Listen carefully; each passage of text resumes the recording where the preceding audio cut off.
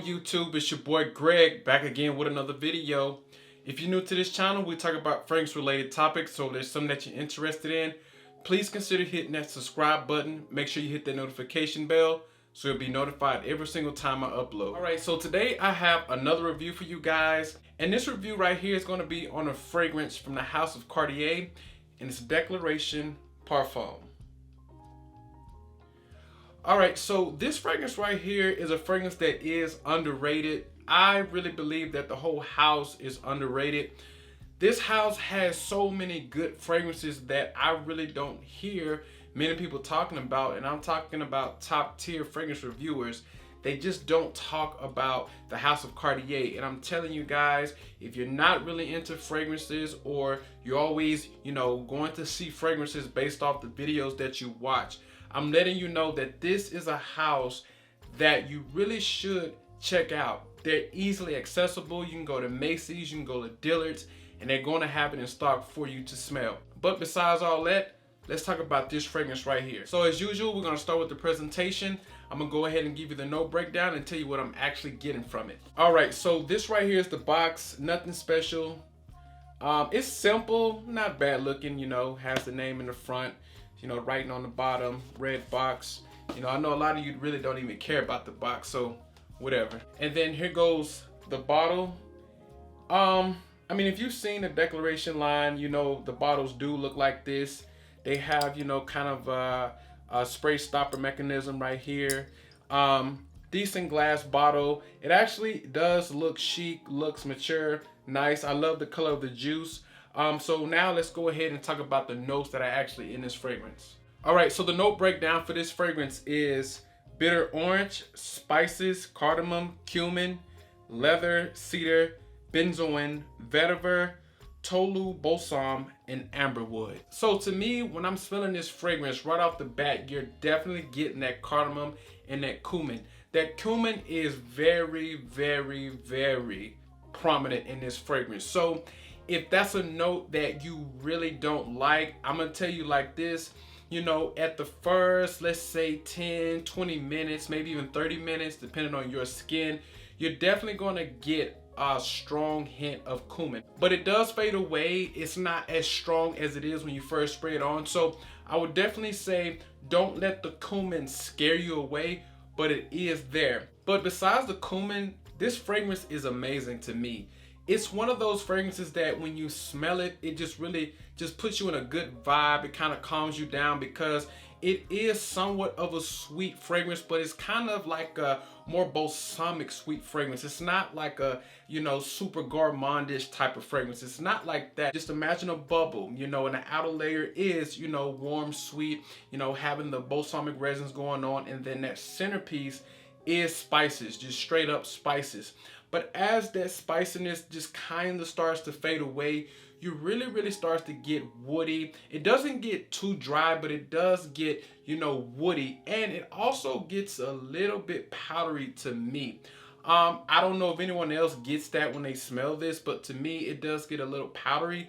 But it's not like a bad baby powdery or a feminine type of powder. It's nothing like that. It's just kind of like a fresh powdery vibe. It's kind of giving this fragrance actually a little freshness that I feel really gives it a little bit more character. So it's not just warm and spicy scent. It does have layers and depth, and I really enjoy that about this fragrance. And as far as the leather note and the vetiver note, I do somewhat get the vetiver, but that's deep into the dry down, but it's not like a strong vetiver. So, I know you will see that note in this fragrance, but it's not very prominent at all. So don't let this scare you away. The leather is, I don't really smell it too much, but it's in there, but you really have to dig your nose into it, to try and smell it. But it is there, but it's not like a strong leather scent. So if that's a note that you don't like, again, don't let that scare you away from this one. And I keep saying don't let this and that scare you away because I really want you guys to go out there and try Dior Homme Parfum. Like, this is a really nice fragrance, and I really enjoy it, and I want you guys to enjoy it as well. For you guys who follow me on Instagram, I actually posted this fragrance when I first picked it up. And I said that it reminded me of a fragrance that is actually, I guess you can say, discontinued, hard to find. I really don't know when it comes to this specific house. And the fragrance that I feel that it reminds me of, and I'm pretty sure you guys are gonna say, no way, but just hear me out, is Dior Homme Parfum. Now, like I said, I know you guys are gonna say, well, how in the world does something with iris and cacao and all of those notes smell like something like this? Both of these fragrances are very sexy, very upscale. You know, both fragrances can be worn at night. These are like date night type fragrances. These are not fragrances that you just put on and wear, you know, just with basketball shorts, a t-shirt. You know, I would say even polo shirt and jeans is not suitable for these type of fragrances. Now, you might say, well, do they smell alike? To me, I'll say this. Remember when I said that this one had, you know, that bubble that had the outer layer of sweetness, you know, that balsamic sweetness, you know, that warmth. This has the same thing, but the difference is like in the center, the core, this one has the spices and the cumin. This one right here in the center of the core has that iris. So this one is, you know, a little bit more sweeter. It does kind of smell a bit more gourmandish because it has that cacao.